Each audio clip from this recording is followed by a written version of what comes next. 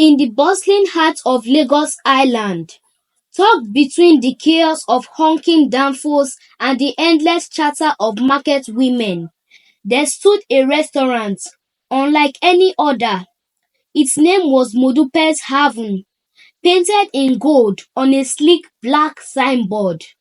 From early morning till nightfall, the aroma of smoky jollof rice, peppered goat meat, and fried plantain pulled in crowds like bees to honey. The restaurant was always clean, the food was always hot, the service always flawless, and yet no one ever saw the owner arrive or leave.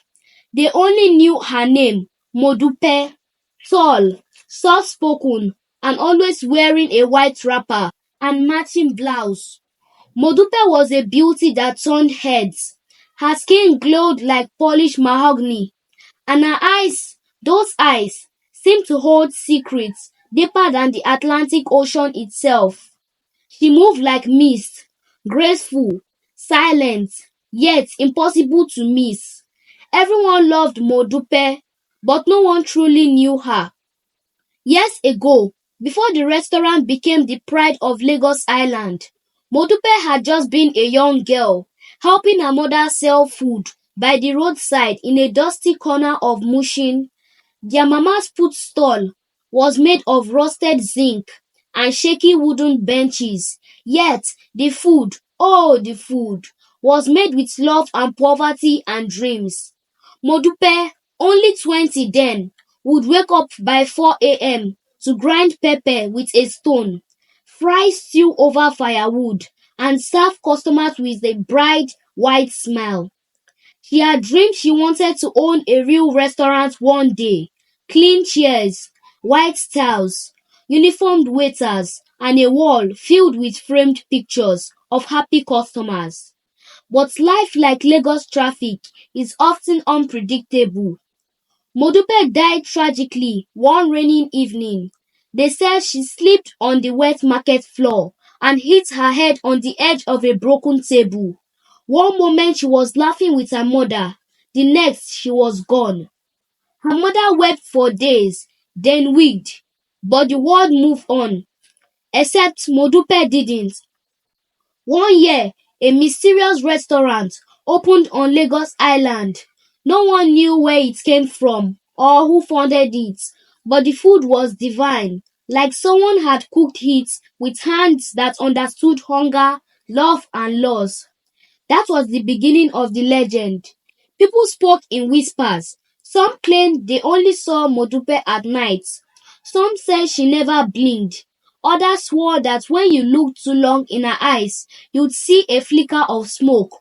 But who cared? The food was delicious. Business people from VI would cancel meeting just to eat there. Celebrities ordered her jollof for private parties. Even the governor's daughter once posted her meal on Instagram with the caption, "Whoever this Modupe is, she's magic." Then one day, everything changed. A middle-aged woman named Mama Ronke walked into Modupe's haven. Her eyes scanned the restaurant, admiring the decor, the staff, the perfection of it all. But as her food arrived and she raised her head to thank the waitress, her fork fell from her hand. She froze. There, taking orders at the next table, was a face she could never forget. Modupe, she whispered. The waitress looked up. Their eyes met. Mama Ronke stood slowly, her heart thudding. She stepped closer, squinting like someone trying to confirm a ghost. It's me. It's me, Ronke. I used to live on your street. I bought amala from you and your mama every morning. You can't be here. You died.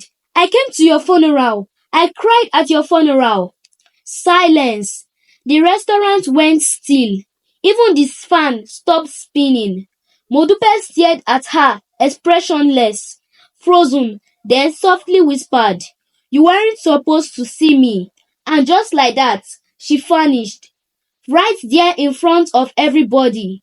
No smoke, no flash, just gone. Plates dropped. People screamed. A waiter fainted.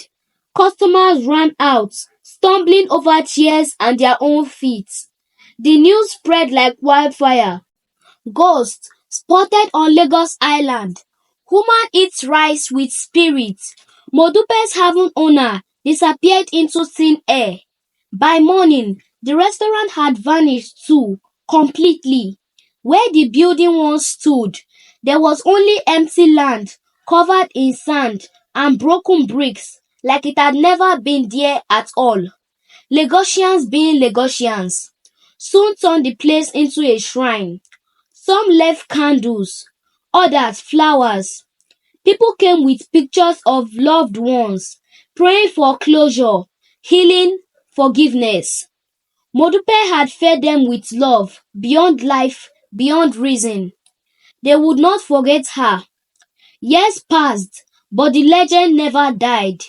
People still tell stories of how a jollof rice could make you cry, how she served okra soup that healed a sick man's stomach, how she made amala that reminded an old widow of her youth.